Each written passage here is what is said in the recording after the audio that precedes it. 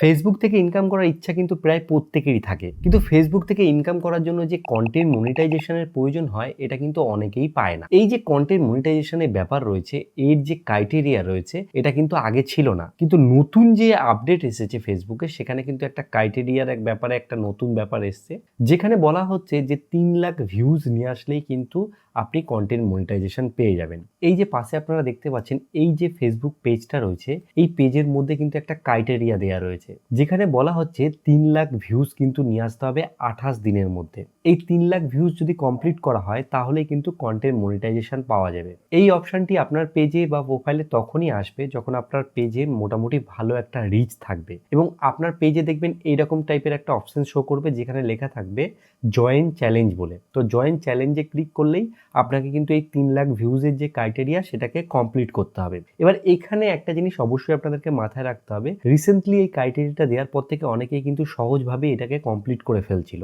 বিভিন্ন গ্রুপে পোস্ট করে বিভিন্নভাবে বা কোনোভাবে ভিউজ কিনে এটাকে কিন্তু সহজেই একদিন বা দুদিনের মধ্যে কমপ্লিট করে ফেলছিল, যেই কারণে কিন্তু তারা সহজেই মনিটাইজেশন বা কন্টেন্ট মনিটাইজেশন পেয়ে যাচ্ছিল। এই কথা মাথায় রেখে ফেসবুক এখন কি করছে, তারা কিন্তু রিভিউ করছে। যখন আপনি ক্রাইটেরিয়াটাকে কমপ্লিট করবেন আপনাদের কিন্তু লেখা আসবে যে আপনাদের যে পেজটা রয়েছে তার যে ভিডিওগুলো রয়েছে সেগুলোকে তারা নিজে থেকে রিভিউ করবে এবং আপনার যদি সমস্ত কিছু ঠিকঠাক থাকে তবেই কিন্তু তারা আপনাকে কন্টেন্ট মনিটাইজেশন দেবে। তো আপনারা কিন্তু কনফিউজ হবেন না, আপনারা যদি সমস্ত কিছু সঠিক রাখেন অবশ্যই কন্টেন্ট মনিটাইজেশন পাবেন।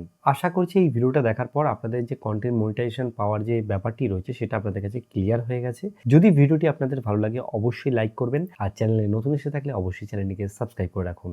আর আমার যে সেটআপ রয়েছে সেটা চেঞ্জ করেছি, আবার নতুন করে সমস্ত কিছু করে আবার অনেকদিন পর ভিডিও করছি। তো ভিডিও শেষে বরাবর যে কথাটা বলি, আপনারা সুস্থ থাকুন, ভালো থাকুন, অল বাংলা টিভি চ্যানেলের সাথে সদা সর্বদা জুড়ে থাকুন।